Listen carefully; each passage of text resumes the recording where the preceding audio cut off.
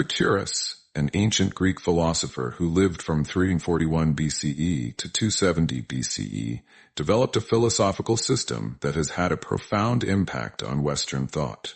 His philosophy, often referred to as Epicureanism, is centered on the pursuit of happiness and the avoidance of pain. While often misunderstood as hedonistic in the modern sense, Epicurus's teachings are deeply rooted in ethics, physics, and epistemology, providing a comprehensive guide to leading a fulfilling life. At the heart of Epicurus's philosophy is the idea that pleasure is the highest good and ultimate goal of life. However, his definition of pleasure is not synonymous with indulgence or excess. Instead, he distinguished between different types of pleasure and emphasized the importance of moderation and intellectual satisfaction.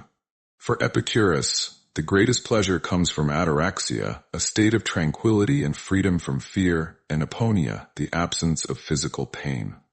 These states are achieved through the cultivation of wisdom, self-control, and the avoidance of unnecessary desires. Epicurus identified three categories of desires: natural and necessary, natural but not necessary, and unnatural and unnecessary.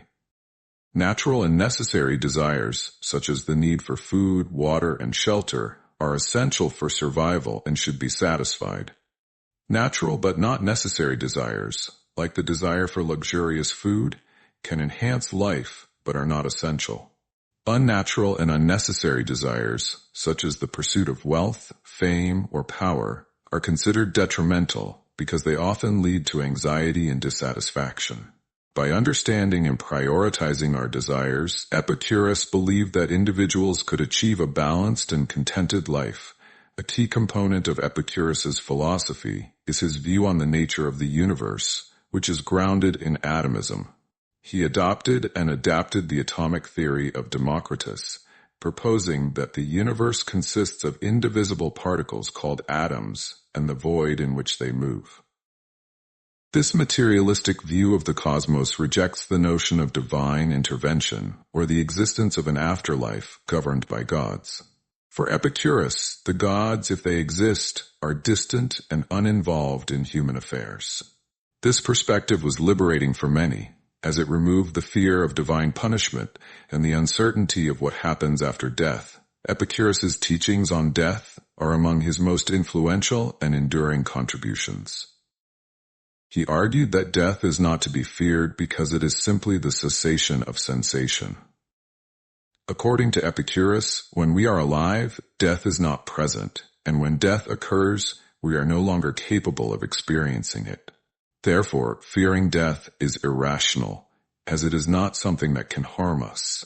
This perspective encourages individuals to focus on the present moment and derive as much joy and fulfillment as possible from life. Friendship holds a central place in Epicurean philosophy. Epicurus regarded friendships as one of the greatest sources of the most misunderstood aspects of Epicureanism is its relationship with material wealth and luxury. While Epicurus did not outright condemn wealth, he warned against becoming overly attached to material possessions or equating them with happiness. He argued that true contentment comes from simple pleasures, such as enjoying a meal with friends, contemplating nature, or engaging in intellectual pursuits. By focusing on these modest and easily attainable pleasures, individuals can avoid the stress and dissatisfaction that often accompany the pursuit of wealth and status. The practical application of Epicurean philosophy is evident in its emphasis on self-sufficiency and resilience. Epicurus encouraged his followers to cultivate a mindset that allows them to remain content regardless of external circumstances. This involves recognizing the limits of one's control and focusing on what can be achieved within those boundaries. By developing an attitude of gratitude and acceptance, individuals can maintain their inner peace even in the face of adversity. Epicurus's ideas were not without criticism. His rejection of traditional religion and the afterlife, as well as his emphasis on pleasure as the highest good, led to accusations of atheism and hedonism. These misunderstandings often overshadowed the more nuanced aspects of his philosophy. Additionally, some critics argued that Epicureanism's focus on personal happiness and avoidance of pain could lead to a disengagement from societal responsibilities or larger ethical concerns. Despite these critiques, Epicureanism has endured as a compelling and practical approach to living a fulfilling life. The influence of Epicurus's philosophy extends beyond his lifetime.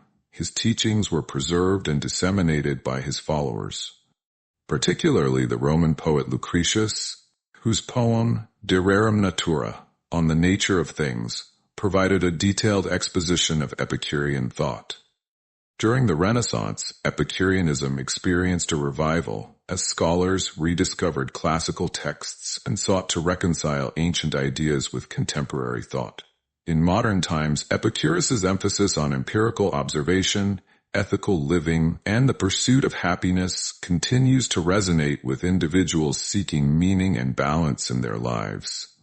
Epicurus's approach to education and the dissemination of knowledge reflects his commitment to making philosophy accessible and practical.